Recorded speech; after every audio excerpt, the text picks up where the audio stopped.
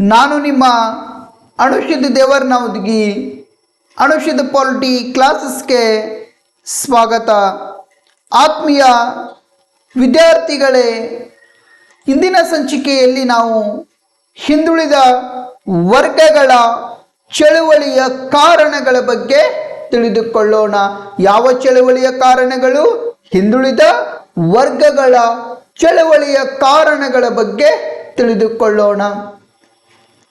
ಹಿಂದುಳಿದ ವರ್ಗದವರು ಯಾಕ ಹಿಂದುಳಿದ ವರ್ಗಗಳ ಚಳುವಳಿಯನ್ನು ಮಾಡಿಕೊಂಡ್ರು? ಹಿಂದುಳಿದವರು ಅಂದ್ರೆ ಯಾರು? ಈ ಎಲ್ಲ ಅಂಶಗಳಿಂದವಲ್ಲ, ಇವರ ಹಿನ್ನೆಲೆಯ ಬಗ್ಗೆ ನಾವು ತಿಳಿದುಕೊಳ್ಳೋಣ. ಆತ್ಮೀಯ ವಿದ್ಯಾರ್ಥಿಗಳೇ, ಇದು ಅತಿ ಹೆಚ್ಚು ಬಾರಿ ಕೇಳಿರ್ತಕ್ಕಂಥ ಪ್ರಶ್ನೆ. ನಾವು 2015ರ ಪ್ರಶ್ನೆ ಪತ್ರಿಕೆಯಿಂದ ಹಿಡಿದು 2025ರ ಪ್ರಶ್ನೆ ಪತ್ರಿಕೆ ತೆಗೆದು ನೋಡಿದರೆ ಅತಿ ಹೆಚ್ಚು ಬಾರಿ 5 ಅಂಕಕ್ಕೆ ಕೇಳಿರ್ತಕ್ಕಂಥ ಪ್ರಶ್ನೆ. ಎಷ್ಟು ಅಂಕಕ್ಕೆ ಕೇಳಿರ್ತಕ್ಕಂಥ ಪ್ರಶ್ನೆ? 5 ಅಂಕಕ್ಕೆ ಕೇಳುವಂಥ ಪ್ರಶ್ನೆ. ಹಿಂದುಳಿದ ವರ್ಗಗಳ ಚಳುವಳಿಯ ಕಾರಣಗಳನ್ನು ವಿವರಿಸಿ ಅಂತ ಅವಾಗವಾಗ ಅತಿ ಹೆಚ್ಚು ಬಾರಿ ಕೇಳಿರ್ತಕ್ಕಂಥ ಪ್ರಶ್ನೆ. ಆತ್ಮೀಯ ವಿದ್ಯಾರ್ಥಿಗಳೇ, ಹಿಂದುಳಿದ ವರ್ಗಗಳ ಚಳುವಳಿಯ ಕಾರಣಗಳನ್ನು ನಾವು ತಿಳಿಯೋದಕ್ಕಿಂತ ಪೂರ್ವದಲ್ಲಿ ಸ್ವಲ್ಪ ಇವರ ಹಿನ್ನೆಲೆಯನ್ನು ನಾವು ತಿಳಿದುಕೊಳ್ಳುವಂಥ ಪ್ರಯತ್ನ ಮಾಡೋಣ. ಕ್ರಿಸ್ತಪೂರ್ವ ಯಾವ ಪೂರ್ವ? ಕ್ರಿಸ್ತಪೂರ್ವ 185ರಲ್ಲಿ ಪುಷ್ಯಮಿತ್ರ ಶೃಂಗನ ಆಸ್ಥಾನದಲ್ಲಿ ಮನುಸ್ಮೃತಿ ಗ್ರಂಥವನ್ನು ಅಳವಡಿಸಿಕೊಂಡರು. ಕ್ರಿಸ್ತಪೂರ್ವ 185ರಲ್ಲಿ ಪುಷ್ಯಮಿತ್ರ ಶೃಂಗನ ಆಸ್ಥಾನದಲ್ಲಿ ಮನುಸ್ಮೃತಿ ಗ್ರಂಥವನ್ನು ಅಳವಡಿಸಿದರು. ಯಾವ ಗ್ರಂಥವನ್ನು? ಮನುಸ್ಮೃತಿ ಗ್ರಂಥವನ್ನು ಅಳವಡಿಸಿದರು. ಮಾನವ ಧರ್ಮಶಾಸ್ತ್ರ ಅಂತ ಏನು ಕರಿತೇವಲ್ಲ, ಈ ಮಾನವ ಧರ್ಮಶಾಸ್ತ್ರವನ್ನು ನಾವೇನೆಂದು ಕರೆಯಲಾಗುವುದಪ್ಪ ಅಂದರೆ ಮನುಸ್ಮೃತಿ ಅಥವಾ ಮನುವಿನ ನಿಯಮಗಳೇನದವಲ್ಲ, ಈ ಮನುವಿನ ನಿಯಮಗಳಿಗೆ ನಾವೇನಂತ ಕರೆಯಲಾಗುವುದಪ್ಪ ಅಂದರೆ ಮನುಸ್ಮೃತಿ. ಈ ಮನುಸ್ಮೃತಿ ಕ್ರಿಸ್ತಪೂರ್ವ 185ರಲ್ಲಿ ಅಂದರೆ 2ನೇ ಶತಮಾನದಲ್ಲಿ. ಎಷ್ಟನೇ ಶತಮಾನದಲ್ಲಿ? 2ನೇ ಶತಮಾನದಲ್ಲಿ ಈ ಪುಷ್ಯಮಿತ್ರ ಶೃಂಗನ ಆಸ್ಥಾನದಲ್ಲಿ ಈ ಮನುಸ್ಮೃತಿ ಗ್ರಂಥವನ್ನು ಅಳವಡಿಕೆ ಮಾಡಿದರು. ಈ ಮನುಸ್ಮೃತಿಯ ಗ್ರಂಥದ ಪ್ರಕಾರ 4 ಚಾತುರ್ವರ್ಣ ವ್ಯವಸ್ಥೆಗಳನ್ನು ಅಳವಡಿಸಿಕೊಳ್ಳಲಾಯಿತು. ಈ ಮನುಸ್ಮೃತಿಯ ಗ್ರಂಥದ ಪ್ರಕಾರ ಚಾತುರ್ವರ್ಣ ವ್ಯವಸ್ಥೆ ಅಂದ್ರೆ 4 ವರ್ಗಗಳು ಅಥವಾ 4 ವರ್ಣಾಶ್ರಮ ವ್ಯವಸ್ಥೆಯನ್ನು ಅಳವಡಿಸಿಕೊಳ್ಳಲಾಯಿತು. ಮೊದಲನೇ ವರ್ಣ ಯಾವುದಂದ್ರೆ ಮೊದಲನೇ ವರ್ಣ ಯಾವುದಪ್ಪ ಅಂದರೆ ಬ್ರಾಹ್ಮಣ. 2ನೇ ವರ್ಣ ಯಾವುದಂದ್ರೆ ಕ್ಷತ್ರಿಯ. 3ನೇ ವರ್ಣ ಯಾವುದಪ್ಪ ಅಂದರೆ ವೈಶ್ಯ. 4ನೇ ವರ್ಣ ಯಾವುದಂದ್ರೆ ಶೂದ್ರ. ಮನುಸ್ಮೃತಿಯ ಗ್ರಂಥದ ಪ್ರಕಾರ ಅಥವಾ ಮನುವಿನ ನಿಯಮಗಳ ಪ್ರಕಾರ ಎಷ್ಟು ವರ್ಣಾಶ್ರಮ ವ್ಯವಸ್ಥೆಯನ್ನು ಅಳವಡಿಸಿಕೊಳ್ಳಲಾಯಿತಂದ್ರೆ 4 ವರ್ಣಾಶ್ರಮ ವ್ಯವಸ್ಥೆಯನ್ನು ಅಳವಡಿಸಿಕೊಳ್ಳಲಾಯಿತು. ಹಾಗಾದರೆ ಮೊದಲನೇ ವರ್ಣ ಯಾವುದಂದರೆ ಬ್ರಾಹ್ಮಣ, 2ನೇ ವರ್ಣ ಯಾವುದಂದರೆ ಕ್ಷತ್ರಿಯ, 3ನೇ ವರ್ಣ ಯಾವುದಂದರೆ ವೈಶ್ಯ, 4ನೇ ವರ್ಣ ಯಾವುದಪ್ಪ ಅಂದರೆ ಶೂದ್ರ. ಅವರ ವೃತ್ತಿಗಳ ಆಧಾರದ ಮೇಲೆ ಬ್ರಾಹ್ಮಣ ವರ್ಗದವರು ಪುರೋಹಿತಶಾಹಿಗಳಾಗಿದ್ದರು. ವೇದಗಳನ್ನು ಅಧ್ಯಯನ ಮಾಡುತ್ತಿದ್ದರು, ಉಪನಿಷತ್ತುಗಳನ್ನು ಅಧ್ಯಯನ ಮಾಡುತ್ತಿದ್ದರು. ಅಷ್ಟೇ ಅಲ್ಲದ ಸ್ನೇಹಿತರೆ, ಉನ್ನತವಾದ ಶಿಕ್ಷಣವನ್ನು ಪಡೆಯೋದಕ್ಕೆ ಯಾರಿಗೆ ಅವಕಾಶ ಇತ್ತಪ್ಪ ಅಂದ್ರೆ ಬ್ರಾಹ್ಮಣ ವರ್ಗದವರಿಗೆ ಅವಕಾಶ ಇತ್ತು.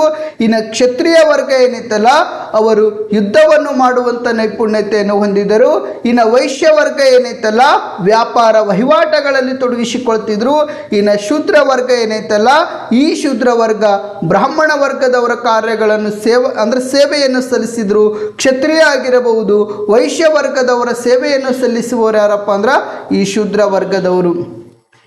ಈ ಶೂದ್ರ ವರ್ಗದಲ್ಲಿ ಮತ್ತು 2 ಭಾಗಗಳನ್ನಾಗಿ ಮಾಡಲಾಯಿತು. ಶೂದ್ರ ವರ್ಗ ಏನೈತಲ್ಲ, ಈ ಶೂದ್ರ ವರ್ಗದಲ್ಲಿ ಮತ್ತೆ ಎಷ್ಟು ಭಾಗಗಳನ್ನಾಗಿ ಮಾಡಲಾಯಿತಪ್ಪ ಅಂದರೆ 2 ಭಾಗಗಳನ್ನಾಗಿ ಮಾಡಲಾಯಿತು. ಅಲ್ಲಿ ಯಾವ ಯಾವ ಭಾಗಗಳಪ್ಪ ಅಂದರೆ ಅಸ್ಪೃಶ್ಯ ಮತ್ತು ಸ್ಪೃಶ್ಯರು ಅಂತ ನೋಡಲಾಗುವುದು. ಈ ಶೂದ್ರ ವರ್ಗದಲ್ಲಿ ಎಷ್ಟು ಭಾಗಗಳನ್ನಾಗಿ ಮಾಡಲಾಯಿತಪ್ಪ ಅಂದರೆ 2 ಭಾಗಗಳನ್ನಾಗಿ ಮಾಡಲಾಯಿತು. ಮೊದಲನೇದು ಯಾವುದಂದರೆ ಅಸ್ಪೃಶ್ಯ, ಎರಡನೇದು ಯಾವುದಪ್ಪ ಅಂದರೆ ಸ್ಪೃಶ್ಯರು. ಈ ಅಸ್ಪೃಶ್ಯರಂದ್ರೆ ಯಾರು? ಇಂದಿನ ದಲಿತ ವರ್ಗದವರು, ಅಂದಿನ ಅಸ್ಪೃಶ್ಯರು.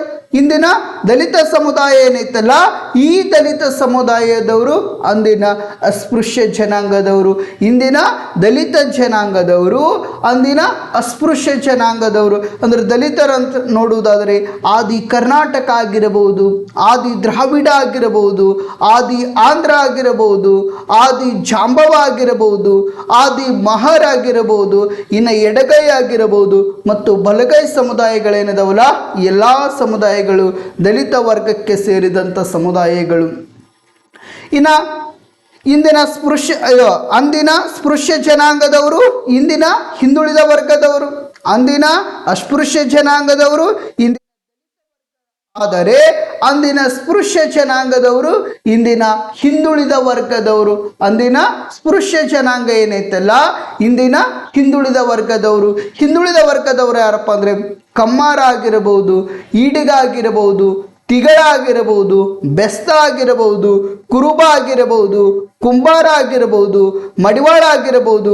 ಈ ಎಲ್ಲ ಸಮುದಾಯಗಳೇನಿದಾವಲ್ಲ, ಈ ಸಮುದಾಯಗಳು ಹಿಂದುಳಿದ ವರ್ಗಕ್ಕೆ ಸೇರಿದಂಥ ಸಮುದಾಯಗಳು. ಅಂದಿನ ಅಸ್ಪೃಶ್ಯ ಜನಾಂಗದವರು ಇಂದಿನ ದಲಿತ ವರ್ಗಕ್ಕೆ ಸೇರಲಾಗಿದೆ. ಅಂದಿನ ಸ್ಪೃಶ್ಯ ಜನಾಂಗದವರು ಇಂದಿನ ಹಿಂದುಳಿದ ವರ್ಗಕ್ಕೆ ಸೇರಲಾಗಿದೆ. ಹಾಗಾದರೆ ಹಿಂದುಳಿದ ವರ್ಗಕ್ಕೆ ಸೇರಿದಂಥ ಸಮುದಾಯಗಳು ಯಾವಪ್ಪ ಅಂದರೆ ಕಮ್ಮಾರ ಆಗಿರಬಹುದು, ಈಡಿಗ ಆಗಿರಬಹುದು, ತಿಗಳ ಆಗಿರಬಹುದು, ಬೆಸ್ತ ಆಗಿರಬಹುದು, ಕುರುಬ ಆಗಿರಬಹುದು, ಕುಂಬಾರ ಆಗಿರಬಹುದು, ಮಡಿವಾಳ ಆಗಿರಬಹುದು. ಈ ಎಲ್ಲ ಸಮುದಾಯಗಳೇನಿದಾವಲ್ಲ, ಈ ಸಮುದಾಯಗಳು ಹಿಂದುಳಿದ ವರ್ಗಕ್ಕೆ ಸೇರಿದಂಥ ಸಮುದಾಯಗಳು. ಅಂದಿನ ಸ್ಪೃಶ್ಯ ಜನಾಂಗದವರು, ಇಂದಿನ ಹಿಂದುಳಿದ ವರ್ಗದವರು. ಅಂದಿನ ಅಸ್ಪೃಶ್ಯ ಜನಾಂಗದವರು, ಇಂದಿನ ದಲಿತ ವರ್ಗದವರು. ಹಿಂದುಳಿದ ವರ್ಗದವರ ಸಲುವಾಗಿ ಹಲವಾರು ಕೆಲವೊಂದಿಷ್ಟು ನಾಯಕರು ಶ್ರಮಿಸಿದ್ದಾರೆ. ಹಿಂದುಳಿದ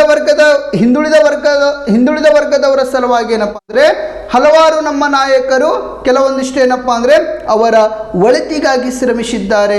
ಪೆರಿಯಾರ್ ರಾಮಸ್ವಾಮಿ ಆಗಿರಬಹುದು. ಯಾವ ಸ್ವಾಮಿ? ಪೆರಿಯಾರ್ ರಾಮಸ್ವಾಮಿ ಆಗಿರಬಹುದು. ಇವರು ಸಹಿತ ಹಿಂದುಳಿದ ಏಳಿಗೆಗಾಗಿ ಶ್ರಮಿಸಿದಂಥ ವ್ಯಕ್ತಿ. ಇನ್ನು ಕೇರಳದ ನಾರಾಯಣ ಗುರು ಆಗಿರಬಹುದು.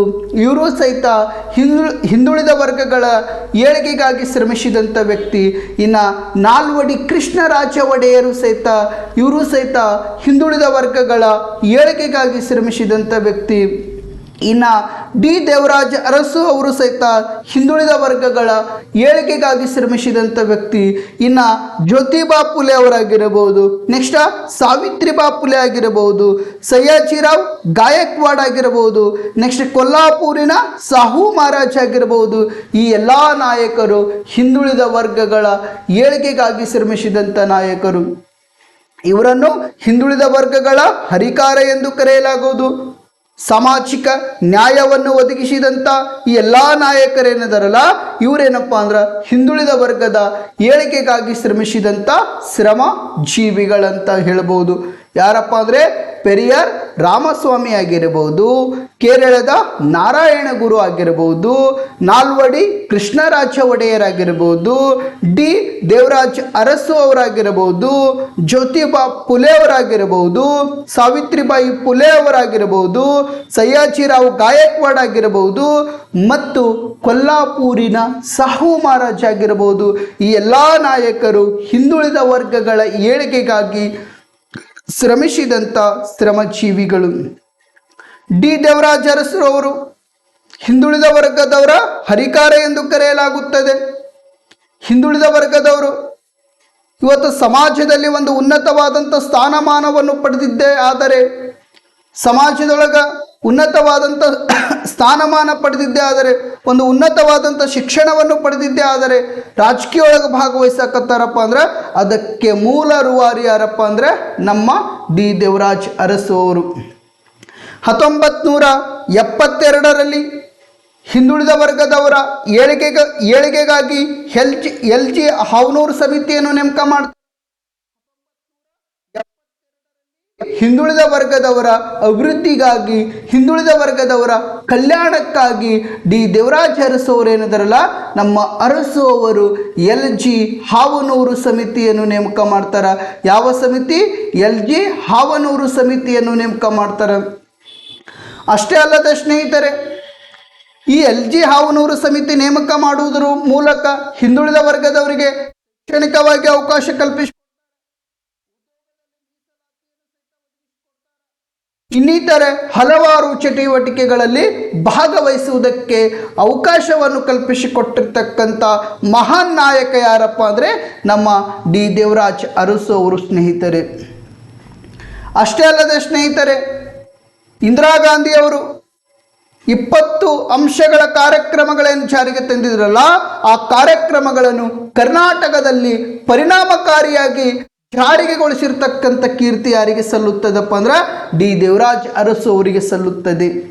1975ರಲ್ಲಿ ಎಂಥ 75? 1975ರಲ್ಲಿ ಉಳ್ಳುವವನೇ ಭೂಮಿಯ ಒಡೆಯ ಅನ್ನುವಂಥ ಯೋಜನೆಯನ್ನು ಜಾರಿಗೆ ತರ್ತಾರೆ.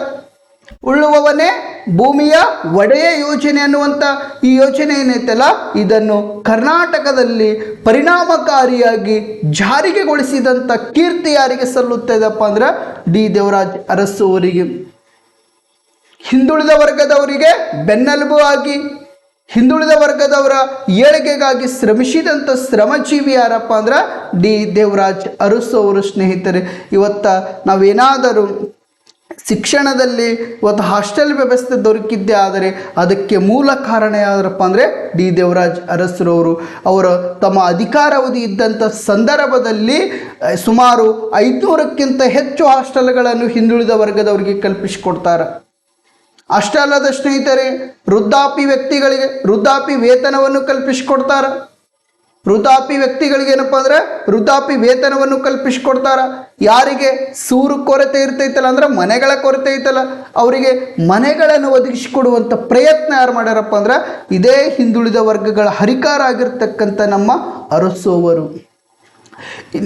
ಇನ್ನಿತರೆ ಹಲವಾರು ಕಾರ್ಯಗಳನ್ನು ಹಿಂದುಳಿದ ವರ್ಗದವರ ಸಲುವಾಗಿ ಏನಪ್ಪ ಅಂದ್ರೆ ಜಾರಿಗೆ ತಂದಿದ್ದಾರೆ. ಅದಕ್ಕಾಗಿ ಇಲ್ಲಿ ನಮ್ಮ ಪೆರಿಯ ರಾಮಸ್ವಾಮಿ ಆಗಿರಬಹುದು, ಕೇರಳದ ನಾರಾಯಣಗುರು ಆಗಿರಬಹುದು, ನಾಲ್ವಡಿ ಕೃಷ್ಣರಾಜ ಒಡೆಯರಾಗಿರ್ಬೋದು, ನಮ್ಮ ಅರಸು ಅವರಾಗಿರಬಹುದು, ಜ್ಯೋತಿಬಾ ಫುಲೆ ಅವರಾಗಿರಬಹುದು, ಸಾವಿತ್ರಿಬಾಯಿ ಫುಲೆ ಅವರಾಗಿರಬಹುದು, ಸಯ್ಯಾಜಿರಾವ್ ಗಾಯಕ್ವಾಡ್ ಆಗಿರಬಹುದು, ಇನ್ನು ಕೊಲ್ಲಾಪುರಿನ ಸಾಹು ಮಹಾರಾಜ್ ಆಗಿರಬಹುದು. ಈ ಎಲ್ಲ ನಾಯಕರು ಪರಿಶಿಷ್ಟ ಜಾತಿಗಳ ಏಳಿಗೆಗಾಗಿ ಶ್ರಮಿಸಿದ್ದಾರೆ. ನಮ್ಮ ಹಿಂದುಳಿದ ವರ್ಗಗಳ ಏಳಿಗೆಗಾಗಿ ಶ್ರಮಿಸಿದಂಥ ಶ್ರಮಜೀವಿಗಳಂತ ಹೇಳಬಹುದು. ಈ ಹಿಂದುಳಿದ ವರ್ಗದ ಚಳವಳಿಗೆ ಕಾರಣಗಳಲ್ಲಿ ಮೊದಲನೇ ಕಾರಣ ಯಾವುದಪ್ಪ ಅಂದರೆ ಸಾಮಾಜಿಕ ತಾರತಮ್ಯ. ಯಾವ ತಮ್ಯ? ಸಾಮಾಜಿಕ ತಾರತಮ್ಯ. ಹಿಂದುಳಿದ ವರ್ಗಗಳ ಚಳವಳಿಗೆ ಕಾರಣಗಳಲ್ಲಿ ಮೊದಲನೇ ಕಾರಣ ಯಾವುದಪ್ಪ ಅಂದರೆ ಸಾಮಾಜಿಕ ತಾರತಮ್ಯ. ಹಿಂದುಳಿದ ವರ್ಗದವರು ಸಹಿತ ದಲಿತರಂತೆ ಬಹುದಿನಗಳ ಕಾಲ ಮೇಲ್ವರ್ಗದವರಿಂದ ಶೋಷಣೆಗೆ ಒಳಪಟ್ಟಿದ್ದಾರೆ. ದಲಿತ ಸಮುದಾಯ ಕ್ರಿಸ್ತಪೂರ್ವ 185 ಕಾಲಘಟ್ಟದಿಂದ ಹಿಡ್ಕೊಂಡು ಅಂದರೆ 2ನೇ ಶತಮಾನದಿಂದ ಮೇಲ್ವರ್ಗದವರಿಂದ ಏನು ಶೋಷಣೆಗೆ ಒಳಪಟ್ಟಿದ್ದಾರೆ. ಅಷ್ಟೇ ಏನಪ್ಪ ಅಂದ್ರೆ ಈ ಹಿಂದುಳಿದ ವರ್ಗದವರು ಸಹಿತ ದಲಿತರಂತೆ ಬಹುದಿನಗಳ ಕಾಲದಿಂದಲೂ ಶೋಷಣೆಗೆ ಒಳಪಡಲಾಗಿದೆ. ಅದಕ್ಕಾಗಿ ಈ ಹಿಂದುಳಿದ ವರ್ಗದ ಸಮುದಾಯಗಳು ಸಮಾಜದ ಮುಖ್ಯವಾಹಿನಿಗೆ ಬರುವುದಕ್ಕೆ ಸಾಧ್ಯವಾಗಲಿಲ್ಲ. ಸಮಾಜದ ಚಟುವಟಿಕೆಗಳಲ್ಲಿ ತೊಡಗಿಸಿಕೊಳ್ಳಕ್ಕೆ ಸಾಧ್ಯವಾಗಲಿಲ್ಲ. ಸಮಾಜದಲ್ಲಿ ಉನ್ನತವಾದಂಥ ಹುದ್ದೆಗಳನ್ನು ಹೊಂದುವುದಕ್ಕೆ ಸಾಧ್ಯವಾಗಲಿಲ್ಲ. ಯಾಕೆ ಸಾಧ್ಯವಾಗಲಿಲ್ಲಪ್ಪ ಅಂದ್ರೆ ಮೇಲ್ವರ್ಗದವರಿಂದ ಶೋಷಣೆಗೆ ಒಳಪಟ್ಟಿದ್ದಾರೆ. ಬಹುದಿನಗಳ ಕಾಲದಿಂದಲೂ ಮೇಲ್ವರ್ಗದವರಿಂದ ಶೋಷಣೆಗೆ ಒಳಪಟ್ಟಿರುವುದರಿಂದ ಈ ಹಿಂದುಳಿದ ವರ್ಗದವರು ಸಮಾಜದ ಮುಖ್ಯವಾಹಿನಿಗೆ ಬರುವುದಕ್ಕೆ ಸಾಧ್ಯವಾಗಲಿಲ್ಲ ಸ್ನೇಹಿತರೆ. ಅಷ್ಟೇ ಅಲ್ಲದೆ ಸಮಾಜದಲ್ಲಿ ಮುನ್ನಡೆಗೆ ಬರಲುಗೋಸ್ಕರ ಎಲ್ಲ ಹಿಂದುಳಿದ ವರ್ಗದವರು ಯಾವ ಚಳುವಳಿಯನ್ನು ಆರಂಭ ಮಾಡಿದ್ರಪ್ಪ ಅಂದರೆ ಹಿಂದುಳಿದ ವರ್ಗದವರ ಚಳುವಳಿಯನ್ನು ಆರಂಭ ಮಾಡಿದರು. ಯಾವ ಚಳುವಳಿ ಆರಂಭ ಮಾಡಿದರು? ಹಿಂದುಳಿದ ವರ್ಗದವರ ಚಳುವಳಿಯನ್ನು ಆರಂಭ ಮಾಡಿದರು. ಯಾಕಪ್ಪ ಅಂದರೆ ಸಮಾಜದಲ್ಲಿ ಮುನ್ನೆಲೆಗೆ ಬರಲುಗೋಸ್ಕರ, ಸಮಾಜದಲ್ಲಿ ಸಮಾಜಮುಖಿಯಾಗಲುಗೋಸ್ಕರ, ಸಮಾಜದಲ್ಲಿ ಏನಪ್ಪ ಅಂದರೆ ಕೆಲವೊಂದಿಷ್ಟು ಉನ್ನತವಾದಂಥ ಸ್ಥಾನಮಾನಗಳನ್ನು ಪಡೆಯಲುಗೋಸ್ಕರ ಈ ನಮ್ಮ ಹಿಂದುಳಿದ ವರ್ಗದವರು ಏನಿದಾರಲ್ಲ, ಈ ಹಿಂದುಳಿದ ವರ್ಗದವರು ಹಿಂದುಳಿದ ವರ್ಗಗಳ ಚಳುವಳಿಯನ್ನು ಆರಂಭ ಮಾಡಿದರು. ನೆಕ್ಸ್ಟ್ ನಾವು ನೋಡೋದಾದರೆ ಎರಡನೇ ಕಾರಣ ಯಾವುದಪ್ಪ ಅಂದರೆ ಆರ್ಥಿಕ ಶೋಷಣೆ. ಎರಡನೇ ಕಾರಣ ಯಾವುದು? ಆರ್ಥಿಕ ಶೋಷಣೆ. ಬಹುತೇಕ ಹಿಂದುಳಿದ ವರ್ಗದವರು ಬಡತನ ರೇಖೆಗಿಂತ ಕೆಳಗಿದ್ದಾರೆ. ಬಹುತೇಕ ಹಿಂದುಳಿದ ವರ್ಗದವರು ಏನಿದಾರಲ್ಲ, ಈ ಹಿಂದುಳಿದ ವರ್ಗದವರು ಬಡತನ ರೇಖೆಗಿಂತ ಕೆಳಗಿದ್ದಾರೆ. ಇವತ್ತ ತಿಗಳ ಸಮುದಾಯದಲ್ಲಿ ತೆಗೆದುಕೊಂಡು ನೋಡ್ರಿ, ಈಡಿಗ ಸಮುದಾಯದಲ್ಲಿ ತೆಗೆದುಕೊಂಡು ನೋಡ್ರಿ, ಬೆಸ್ತ ಸಮುದಾಯದಲ್ಲಿ ತೆಗೆದುಕೊಂಡು ನೋಡ್ರಿ, ಕಮ್ಮಾರ ಸಮುದಾಯದಲ್ಲಿ ತೆಗೆದುಕೊಂಡು ನೋಡ್ರಿ, ಕುಂಬಾರ ಸಮುದಾಯದಲ್ಲಿ ತೆಗೆದುಕೊಂಡು ನೋಡ್ರಿ, ಕುರುಬ ಸಮುದಾಯದಲ್ಲಿ ತೆಗೆದುಕೊಂಡು ನೋಡ್ರಿ, ಇನ್ನಿತರೆ ಹಲವಾರು ಸಮುದಾಯಗಳೇನಿದಾವಲ್ಲ, ಈ ಸಮುದಾಯಗಳು ಬಡತನ ರೇಖೆಗಿಂತ ಕೆಳಗಿದ್ದಾರೆ. ಯಾವ ರೇಖೆಗಿಂತ? ಬಡತನ ರೇಖೆಗಿಂತ. ತನ್ನ ಹೊಟ್ಟೆಗಾಗಿ ಮತ್ತು ಗೇಣು ಬಟ್ಟೆಗಾಗಿ ಮಾತ್ರ ಏನಪ್ಪ ಅಂದ್ರೆ ಅವರು ಕೆಲವೊಂದಿಷ್ಟು ಜೀವನಗಳನ್ನು ನಡೆಸ್ಕೊಂಡು ಹೋಗ್ತಾರೆ. ದುಡಿಯುವಂಥ ಪ್ರಯತ್ನಗಳದ, ಯಾವುದೇ ರೀತಿಯ ಆರ್ಥಿಕವಾಗಿ ಸದೃಢ ಇಲ್ಲ.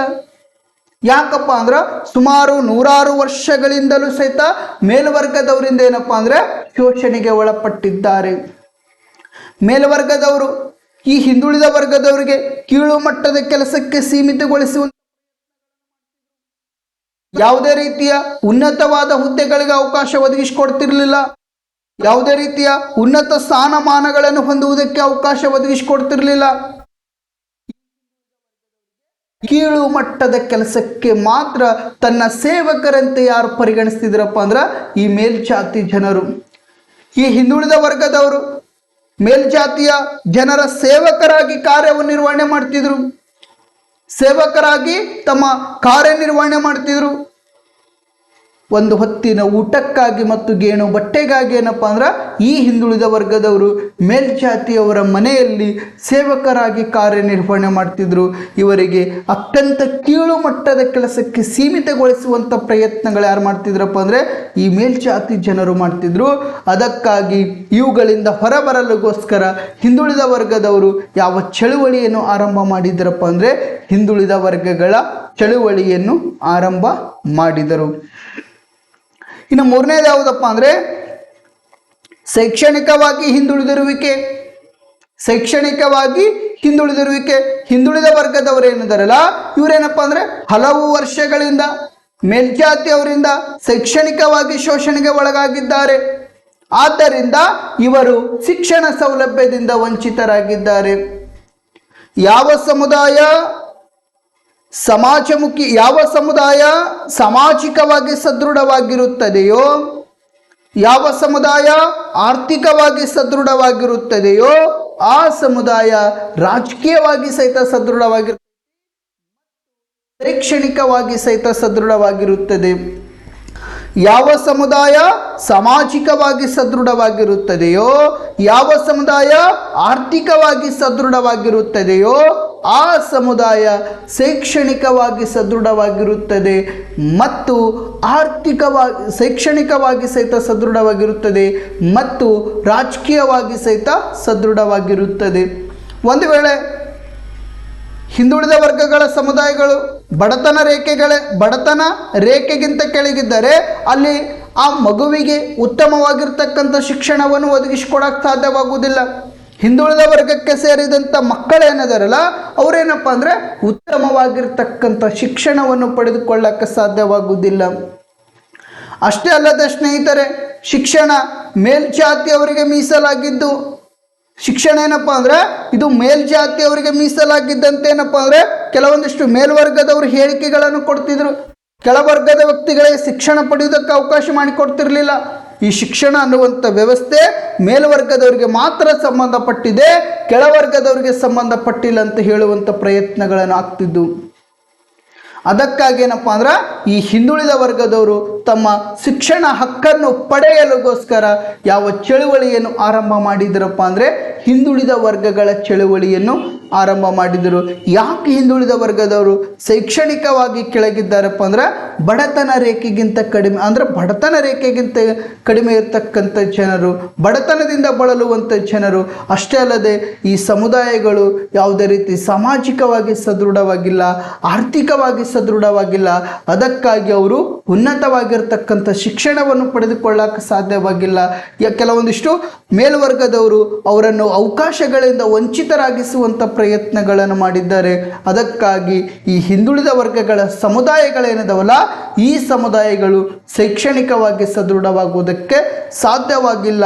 ಶೈಕ್ಷಣಿಕವಾಗಿ ತಮ್ಮ ಹಕ್ಕುಗಳನ್ನು ಪಡೆಯಲಿಗೋಸ್ಕರ ಹಿಂದುಳಿದ ವರ್ಗದವರು ಯಾವ ಚಳುವಳಿಯನ್ನು ಆರಂಭಿಸಿದರಪ್ಪ ಅಂದರೆ ಹಿಂದುಳಿದ ವರ್ಗಗಳ ಚಳುವಳಿಯನ್ನು ಆರಂಭಿಸಿದರು. ಇನ್ನು ನಾಲ್ಕನೇ ಕಾರಣ ಯಾವುದಪ್ಪ ಅಂದರೆ ರಾಜಕೀಯವಾಗಿ ಹಿಂದುಳಿದಿರುವಿಕೆ.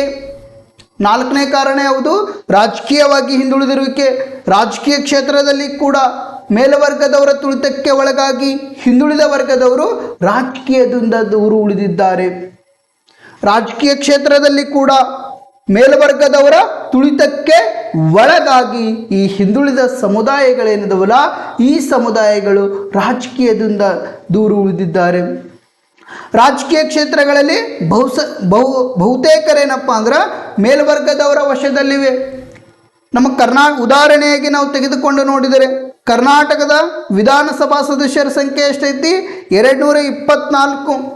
ಈ 224 ವಿಧಾನಸಭಾ ಕ್ಷೇತ್ರಗಳಲ್ಲಿ ಈ ಕ್ಷೇತ್ರ ಅಂದರೆ 224 ವಿಧಾನಸಭಾ ಕ್ಷೇತ್ರಗಳೇನಿದಾವಲ್ಲ, ಈ ವಿಧಾನಸಭಾ ಕ್ಷೇತ್ರಗಳು ಮೇಲ್ವರ್ಗದವರ ವಶದಲ್ಲಿವೆ. ಯಾವ ವರ್ಗದವರ? ಮೇಲ್ವರ್ಗದವರ ವಶದಲ್ಲಿವೆ. ಇವತ್ತ ಉತ್ತರ ಕರ್ನಾಟಕ ತೆಗೆದುಕೊಂಡು ನೋಡ್ರಿ, ದಕ್ಷಿಣ ಕರ್ನಾಟಕ ತೆಗೆದುಕೊಂಡು ನೋಡ್ರಿ, ಅಲ್ಲೇನಪ್ಪ ಅಂದ್ರೆ ಬಲಾಢ್ಯ ಸಮುದಾಯಗಳ ಅಧೀನದಲ್ಲಿ ರಾಜಕೀಯ ಕ್ಷೇತ್ರಗಳು ಒಳಗೊಂಡಿವೆ ಅಂತ ಹೇಳ್ಬೋದು. ಅಷ್ಟೇ ಅಲ್ಲದೆ ಸ್ನೇಹಿತರೆ, ಪ್ರಸ್ತುತ ನಾವು ರಾಜಕಾರಣದ ಚಿತ್ರಣವನ್ನು ತೆಗೆದುಕೊಂಡು ನೋಡಿದರೆ ಭಾರತದ ಒಕ್ಕೂಟ ವ್ಯವಸ್ಥೆಯಲ್ಲಿ ಎಷ್ಟು ರಾಜ್ಯಗಳ ಒಳಗೊಂಡಿದೆ? 28 ರಾಜ್ಯಗಳ ಒಳಗೊಂಡಿದೆ. ಈ 28 ರಾಜ್ಯಗಳಲ್ಲಿ ಹಿಂದುಳಿದ ವರ್ಗಕ್ಕೆ ಸೇರಿದಂಥ ಒಬ್ಬರು ಮುಖ್ಯಮಂತ್ರಿ ಯಾರಪ್ಪ ಅಂದ್ರೆ ಅದು ಸನ್ಮಾನ್ಯ ಶ್ರೀ ಸಿದ್ದರಾಮಯ್ಯನವರು. ಯಾರು? ಸನ್ಮಾನ್ಯ ಶ್ರೀ ಸಿದ್ದರಾಮಯ್ಯನವರು. 28 ರಾಜ್ಯಗಳಲ್ಲಿ ಹಿಂದುಳಿದ ವರ್ಗಕ್ಕೆ ಸೇರಿದಂಥ ಒಬ್ಬರು ಮುಖ್ಯಮಂತ್ರಿ ಯಾರಪ್ಪ ಅಂದ್ರೆ ಸಿದ್ದರಾಮಯ್ಯನವರು. ಎಲ್ಲ ರಾಜ್ಯಗಳ ಮೇಲ್ವರ್ಗದವರ ಹಿಡಿತದಲ್ಲಿದೆ. ಅಷ್ಟೇ ಅಲ್ಲದೆ ಸ್ನೇಹಿತರೆ, ನಾವು ಸ್ಥಳೀಯ ಸಂಸ್ಥೆಗಳಲ್ಲಿ ಸಹಿತ ಈಗೇನಪ್ಪ ಅಂದ್ರೆ ಪ್ರಸ್ತುತ ಹಿಂದುಳಿದ ವರ್ಗದವರಿಗೆ ಮೀಸಲಾತಿಯನ್ನು ಕಲ್ಪಿಸಿಕೊಡಲಾಗಿದೆ. ಮೀಸಲಾತಿ ಒಂದು ವೇಳೆ ಇರದೇ ಹೋದರೆ ಅಲ್ಲಿ ಸಹಿತ ಆ ಕ್ಷೇತ್ರಗಳು ಯಾರ ಹಿಡಿತಕ್ಕೆ ಒಳಗಾಗ್ತೀವಪ್ಪ ಅಂದರೆ ಮೇಲ್ವರ್ಗದವರ ಹಿಡಿತಕ್ಕೆ ಒಳಗಾಗ್ತಿದ್ದವು. ಅದಕ್ಕಾಗಿ ರಾಜಕೀಯವಾಗಿ ಸದೃಢವಾಗಲುಗೋಸ್ಕರ ಯಾವ ಚಳುವಳಿಯನ್ನು ಮಾಡಿದ್ರಪ್ಪ ಅಂದರೆ ಹಿಂದುಳಿದ ವರ್ಗಗಳ ಚಳುವಳಿಯನ್ನು ಮಾಡಿಕೊಂಡ್ರು. 1920ರಲ್ಲಿ ಕಾಂತರಾಜೆ ಅರಸು ಅವರು ಮೈಸೂರು ಸಂಸ್ಥಾನದಲ್ಲಿ ಬ್ರಾಹ್ಮಣೇತರ ವ್ಯಕ್ತಿಗಳಿಗೆ ರಾಜಕೀಯವಾಗಿ ಪಾಲ್ಗೊಳ್ಳಲು ಅವಕಾಶ ನೀಡುವಂತೆ ಹೋರಾಟ ಮಾಡಿದರು. 1920ರಲ್ಲಿ ಕಾಂತರಾಜೆ ಅರಸು ಅವರೇನದರಲ್ಲ, ಈ ಅರಸುರವರು ಮೈಸೂರು ಸಂಸ್ಥಾನದಲ್ಲಿ ಬ್ರಾಹ್ಮಣೇತರ ವ್ಯಕ್ತಿಗಳಿಗೆ, ಯಾವ ವ್ಯಕ್ತಿಗಳಿಗೆ? ಬ್ರಾಹ್ಮಣರನ್ನು ಹೊರತುಪಡಿಸಿ ಇತರೆ ಸಮುದಾಯಗಳಿಗೆ ರಾಜಕೀಯವಾಗಿ ಪಾಲ್ಗೊಳ್ಳುವುದಕ್ಕೆ ಅವಕಾಶ ನೀಡುವಂತೆ ಹೋರಾಟ ಮಾಡಿದಂಥ ಕೀರ್ತಿ ಯಾರಿಗೆ ಸಲ್ಲುತ್ತದೆಪ್ಪ ಅಂದರೆ ಕಾಂತರಾಜೆ ಅರಸು ಅನ್ನುವಂಥ ವ್ಯಕ್ತಿಗೆ. ಯಾವಾಗ ಹೋರಾಟ ಮಾಡ್ತಾರ? 1920ರಲ್ಲಿ. ಯಾವ ಸಂಸ್ಥಾನದಲ್ಲಿ ಪಾಲ್ಗೊಳ್ಳುವುದಕ್ಕೆ ಅವಕಾಶ ಕಲ್ಪಿಸಿಕೊಡು ಅಂದ್ರಪ್ಪ ಅಂದರೆ ಮೈಸೂರು ಸಂಸ್ಥಾನದಲ್ಲಿ. ಯಾವ ಸಂಸ್ಥಾನದಲ್ಲಿ? ಮೈಸೂರು ಸಂಸ್ಥಾನದಲ್ಲಿ ಪಾಲ್ಗೊಳ್ಳುವುದಕ್ಕೆ ಯಾವ ವ್ಯಕ್ತಿಗಳಿಗೆ? ಬ್ರಾಹ್ಮಣರನ್ನು ಹೊರತುಪಡಿಸಿ ಇತರೆ ಸಮುದಾಯಗಳೇನಿದಾವಲ್ಲ, ಆ ಸಮುದಾಯಗಳು ರಾಜಕೀಯವಾಗಿ ಸದೃಢವಾಗಲುಗೋಸ್ಕರ ರಾಜಕೀಯದಲ್ಲಿ ಪಾಲ್ಗೊಳ್ಳುವುದಕ್ಕೆ ಅವಕಾಶ ನೀಡುವಂತೆ ಹೋರಾಟ ಮಾಡಿದಂಥ ಕೀರ್ತಿ ಯಾರಿಗೆ ಸಲ್ಲುತ್ತದೆಪ್ಪ ಅಂದರೆ ಕಾಂತರಾಜೆ ಅರಸು ಅನ್ನುವಂಥ ವ್ಯಕ್ತಿಯವರಿಗೆ. ಇನ್ನು 5ನೇ ಕಾರಣ ಯಾವುದಪ್ಪ ಅಂದರೆ ಏಕೀಕರಣ. ಸುಮಾರು 350ಕ್ಕಿಂತ ಹೆಚ್ಚು ಸಂಖ್ಯೆಯಲ್ಲಿದ್ದ ಹಿಂದುಳಿದ ಸಮುದಾಯಗಳು ಅಸಂಘಟಿತವಾಗಿದ್ದವು. ಈ ಸಮುದಾಯಗಳನ್ನು ಒಂದುಗೂಡಿಸಲುಗೋಸ್ಕರ ಮತ್ತು ಐಕ್ಯತೆಯನ್ನು ತರಲುಗೋಸ್ಕರ ಮತ್ತು ಸಮಗ್ರತೆಯನ್ನು ಸಾಧಿಸಲುಗೋಸ್ಕರ ಹಿಂದುಳಿದವರು ಯಾವ ಚಳುವಳಿಯನ್ನು ಮಾಡಿದರಪ್ಪ ಅಂದರೆ ಹಿಂದುಳಿದ ವರ್ಗಗಳ ಚಳುವಳಿಯನ್ನು ಮಾಡಿದರು. ಸುಮಾರು 350ಕ್ಕಿಂತ ಹೆಚ್ಚು ಸಂಖ್ಯೆಯಲ್ಲಿದ್ದ ಹಿಂದುಳಿದ ಸಮುದಾಯಗಳು ಯಾವುದೇ ಸಂಘಟನೆಗಳನ್ನೇ ಗೊತ್ತಿರಲಿಲ್ಲ ಅವರಿಗೆ. ಅವರನ್ನು ಅಂದ್ರೇನಪ್ಪ ಅಸಂಘಟಿತವಾಗಿದ್ದರು ಅವರೆಲ್ಲರೂ. ಅವರನ್ನು ಒಂದುಗೂಡಿಸಲುಗೋಸ್ಕರ ಸುಮಾರು 350ಕ್ಕಿಂತ ಹೆಚ್ಚು ಸಮುದಾಯಗಳೇನಿದಾವಲ್ಲ, ಈ ಸಮುದಾಯಗಳನ್ನು ಒಂದುಗೂಡಿಸಲುಗೋಸ್ಕರ, ಅವರ ನಡುವೆ ಐಕ್ಯತೆಯನ್ನು ತರಲುಗೋಸ್ಕರ, ಅವರ ನಡುವೆ ಸಮಗ್ರತೆಯನ್ನು ತರಲುಗೋಸ್ಕರ, ಅವರ ನಡುವೆ ಭ್ರಾತೃತ್ವ ಮನೋಭಾವನೆಯನ್ನು ಮೂಡಿಸಲುಗೋಸ್ಕರ ಕೆಲವೊಂದಿಷ್ಟು ನಾಯಕರು ಕೂಡಿಕೊಂಡು ಯಾವ ಚಳುವಳಿಯನ್ನು ಮಾಡಿದ್ರಪ್ಪ ಅಂದರೆ ಹಿಂದುಳಿದ ವರ್ಗಗಳ ಚಳುವಳಿಯನ್ನು ಮಾಡಿದರು. ಇಷ್ಟೇನಪ್ಪ ಅಂದರೆ ಹಿಂದುಳಿದ ವರ್ಗಗಳ ಚಳುವಳಿಗೆ ಕಾರಣಗಳು. ಇದು ಅತಿ ಹೆಚ್ಚು ಬಾರಿ ಎಕ್ಸಾಮ್ನಲ್ಲಿ ಕೇಳಿರ್ತಕ್ಕಂಥ ಪ್ರಶ್ನೆ. ಇನ್ನೂ ಯಾರು ಅನುಷಿತ್ ಪಾಲಿಟಿ ಯೂಟ್ಯೂಬ್ ಕ್ಲಾಸ್ ಏನೈತಲ್ಲ, ಇದು ಯಾರು ಸಬ್ಸ್ಕ್ರೈಬ್ ಮಾಡಿಕೊಂಡಿಲ್ಲಲ್ಲ ಅವರು ಸಬ್ಸ್ಕ್ರೈಬ್ ಮಾಡಿಕೊಳ್ಳಿ. ನಿಮಗೆ ಏನಾದರೂ ಈ ಇಂದಿನ ಸಂಚಿಕೆಯಲ್ಲಿ ಕೆಲವೊಂದಿಷ್ಟು ವಿಷಯಗಳ ಬಗ್ಗೆ ಗೊಂದಲ ಉಂಟಾದರೆ ಕಮೆಂಟ್ ಬಾಕ್ಸ್ನಲ್ಲಿ ನೀವು ಕಮೆಂಟ್ ಹಾಕಿ, ಅದಕ್ಕೆ ನಾನು ಉತ್ತರಿಸುತ್ತೇನೆ. ಇಲ್ಲಿಗೆ ನಾನು ಇಂದಿನ ಸಂಚಿಕೆಯನ್ನು ಮುಕ್ತಾಯಗೊಳಿಸುತ್ತೇನೆ. ಎಲ್ಲರಿಗೂ ಶುಭವಾಗಲಿ.